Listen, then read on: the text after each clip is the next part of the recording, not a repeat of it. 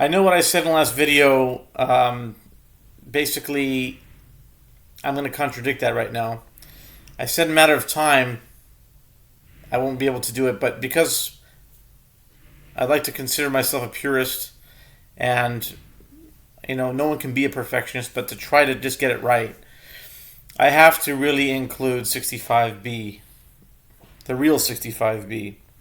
So I'm going to leave the old one because it's work that was done. It's a mistake, but it's there. What I've written, as Pontius Pilate said. But I'm going to continue with the correct. So this is the correct 65b. Will the real Slim Shady please stand up? Will the real 65b plan stand up? Please stand up. I can do the Mishnah Saka. Please stand up. Okay. Daf Yomi. Bava, tractate. Bava, 65b. The real 65b. At the top of the page. With the words V'chachamim omrim b'rosho v'chamishitav. Mamon mishtalem barosh mosif chomesh.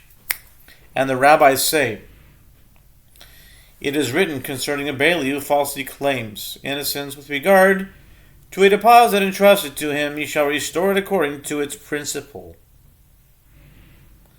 And he shall add its fifth part to it. Leviticus 5:24.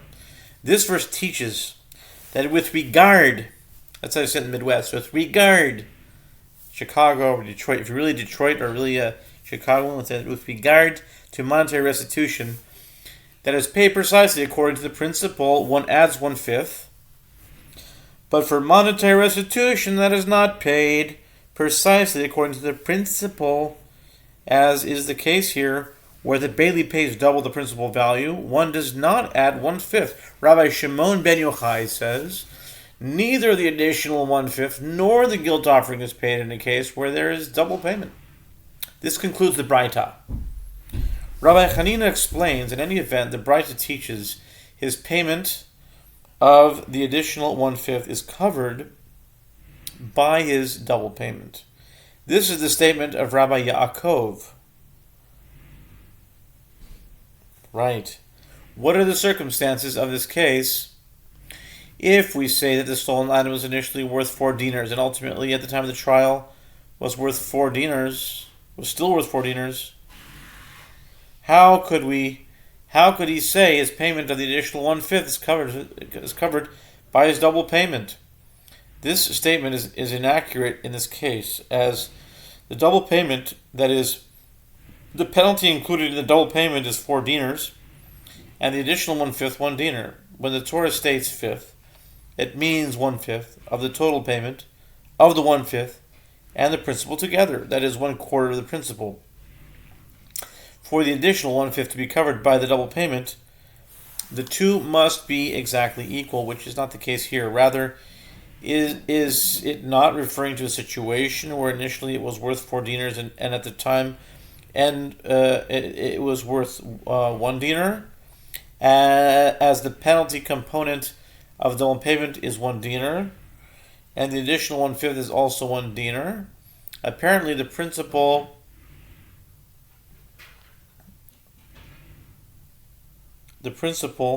as well as the additional 1/5 is paid according to the value as of the time when he stole.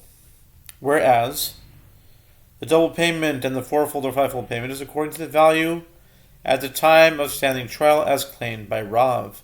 The Gemara refutes this analysis. Rav said, actually, the Braita could be referring to a case in which initially it was worth 4 dinars, and now at the time of the trial it is also worth 4 dinars. And as for what is difficult with this case, namely that the double payment is 4 dinars and the additional 1/5 is 1 dinar, this problem can be resolved as follows. With what are we dealing here? It is a case where the bailey took an oath that the deposit was stolen from him, and again he took the same oath, and so on 4 times. And after each oath he admitted afterward that he had lied, and the Torah said, and shall add his 5th part, chamishitav, to it. Leviticus 5:24.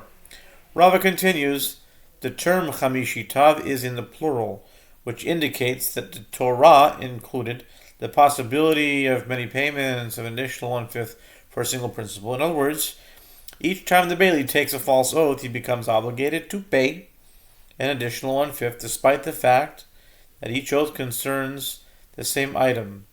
Since he did so 4 times, and the 1/5 is actually 1/4 of the principal, the total amount of payments of the additional 1/5 is equal to the principal, which is the same as the penalty component of the double payment. The master said in the Braita, and the sages said, he shall restore it according to its principle, and he shall add its 5th part to it. Leviticus 5:24. This verse teaches that for monetary restitution that is paid precisely according to the principle, one adds 1/5, but for monetary restitution that is not paid precisely according to the principle, one does not add 1/5. The Gemara infers he does not add 1/5, but he is obligated to bring a guilt offering. The Gemara asks, what is different about the additional 1/5 in that case, that he does not have to pay? As it is written, he shall restore it according to its principle, and he shall add its 5th part to it. This indicates that the additional 1/5 is linked to the payment of the precise amount of the principal amount. If so, with regard to the guilt offering as well, he should not have to pay. That is, bring it. As it is written, he shall restore it according to the principle, he shall add its 5th part to it. And his guilt offering, vit ashamo, he shall bring to the Lord. Leviticus 5:24-25, the verse links the guilt offering to the payment of the precise amount of the principal, just like it does the additional 1/5. The Gemara answers, the sages would say to you in response, the superfluous word et in the phrase, and his guilt offering, v'et ashamo, divides the verse. Therefore, only the additional 1/5 payment, but not the guilt offering, is linked to the payment of the precise amount of the principal. Rabbi Shimon ben Yochai, the Gemara asks, and Rabbi Shimon ben Yochai, who maintains that this Bailey is exempt from a guilt offering as well, how would he respond to the sage's argument concerning et? He would point out that the term in question is actually ve'et, consisting of the word et preceded by the letter vav, meaning and. The conjunction joins the clauses of the verse. Therefore, both the additional 1/5 payment and the guilt offering are linked to the payment of the precise amount of the principal. And the rabbis would respond to Rabbi Shimon ben Yochai's claim and say to you, if the Torah had intended that the two issues should be joined together, let the merciful one write neither the vav nor et. And Rabbi Shimon ben Yochai could have said to you, in response to this argument, it is not plausible for the verse to have not written et, as this term is necessary to separate between property belonging to the Most High, that is the guilt offering, and non-sacred property, that is that of a Jew.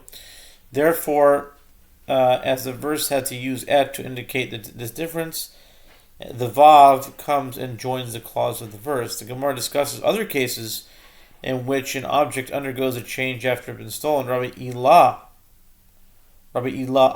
Ilah says, if one stole a lamb and it subsequently became a ram, or if you stole a calf and it subsequently became a bull, the stolen item has undergone a change while in the thief's possession, and he has therefore acquired it as his own property.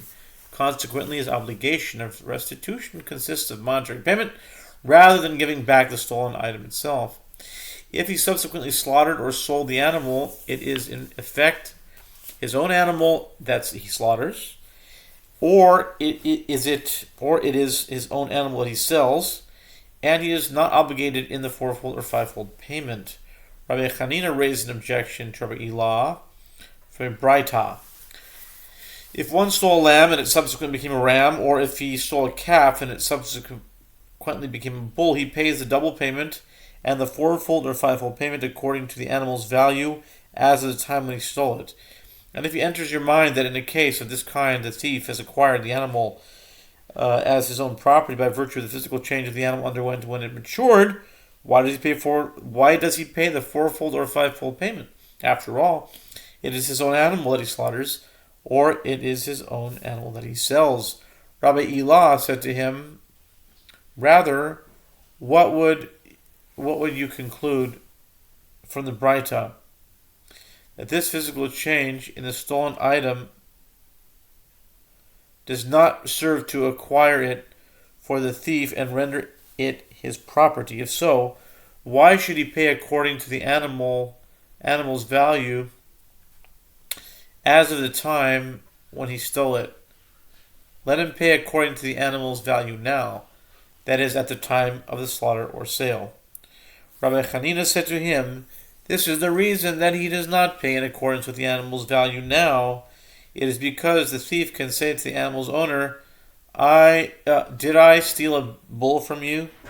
Or did I steal a ram from you? No, I only stole a calf or a lamb, and therefore I will pay you the value of the animal when I stole it.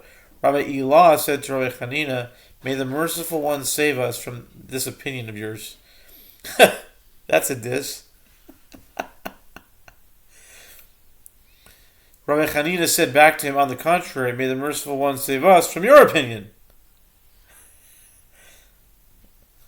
Okay. Rabbi Zera objects to this, but even if an animal's natural growth is not considered physical change, let the thief acquire it through its change in name. That is, its change of classification, as the animal was originally called a calf or a lamb and now is called a bull or ram. Rava says there is in fact no change in the name here, as even a day-old bull is called a bull, and even a day-old ram is called a ram. A day-old bull is called a bull, as it is written, when a bull or a sheep or a goat is born, Leviticus 22:27. A day-old ram is called a ram, as it can be derived from Jacob's statement to Lavan, as it is written, and the rams of your flock I have not eaten, Genesis 31:38. Now did Jacob mean that he did not eat any of Laban's rams, but younger lambs he did eat? This is certainly not the meaning of the verse. This would mean that he was a thief. Rather, must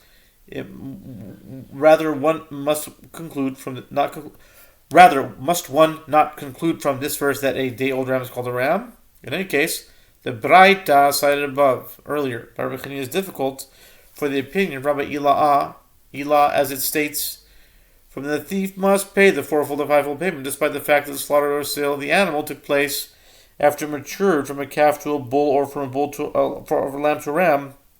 To resolve the difficulty, Sheshet said, in accordance with whose opinion is this Braita, it is in accordance with the opinion of Beit Shammai, who say an item, even if it has undergone a physical change, remains in its place. That is, in other words, a stolen item remains in the possession of its owner, and a thief does not acquire it even if it undergoes a change. As it is taught in a Braita, if one gave wheat to, that's where the prostitute came from. I was wondering, because we started Gansa, okay.